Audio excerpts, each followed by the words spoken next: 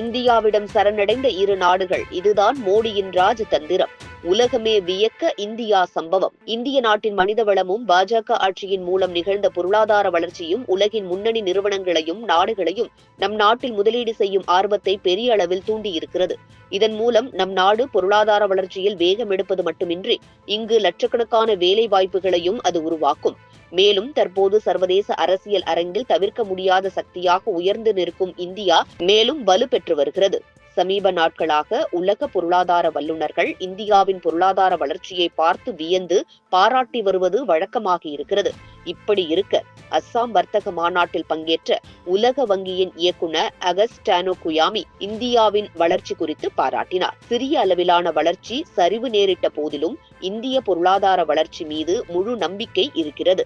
இந்திய பொருளாதார வளர்ச்சி சிறப்பாகவே நீடிக்கும் என்பதால் தாராளமாக முதலீடு செய்யலாம் எனவும் உத்தரவாதம் அளித்தார். இந்த சூழலில் இந்தியாவில் பயணம் மேற்கொண்ட பிரிட்டன் வர்த்தகத்துறை அமைச்சர் ஜொனாதன் ரொனால்ட்ஸ் மற்றும் முதலீட்டுத்துறை அமைச்சர் பாப்பி ஆகியோர் இந்தியாவுடன் 17 புதிய ஏற்றுமதி மற்றும் முதலீட்டு திட்டங்கள் குறித்தான அறிவிப்புகளை வெளியிட்டனர்.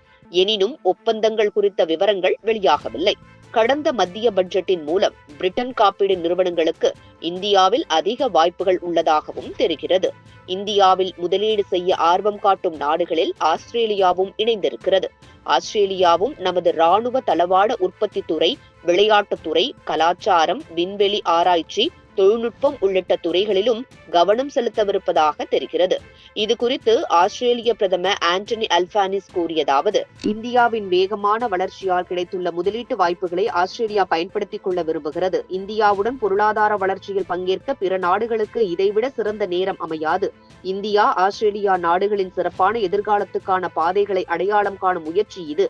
தூய எரிசக்தி, கல்வி மற்றும் திறன்கள், வேளாண், வர்த்தகம், சுற்றுலா ஆகிய 4 துறைகள் அடையாளம் காணப்பட்டிருக்கிறது என்று கூறினார். சுதந்திர இந்திய வரலாற்றில் பிற நாட்டு தலைவர்களும் பொருளாதார வல்லுநர்களும் இந்த அளவிற்கு இந்தியாவின் பொருளாதார வளர்ச்சி குறித்து முன் எப்போதும் பாராட்டியது இல்லை.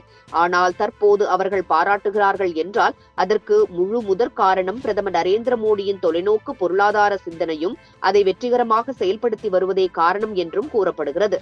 இதில் எந்த சந்தேகமும் இல்லை என பொருளாதார வல்லுநர்கள் தெரிவித்து வருகின்றனர். இதுபோன்று முக்கிய நிகழ்வுகள், அரசியல் தகவல்களை ஆழமாகவும் மாறுபட்ட கோணத்திலும் அறிந்து கொள்ள மறக்காமல் உங்கள் IND தமிழ் 24x7 பக்கத்தை பின்பற்றிக் கொள்ளவும். உங்கள் ஒவ்வொரு ஆதரவும் இதுபோன்று பல நிகழ்வுகளின் பின்னணியை அறிய உதவும்.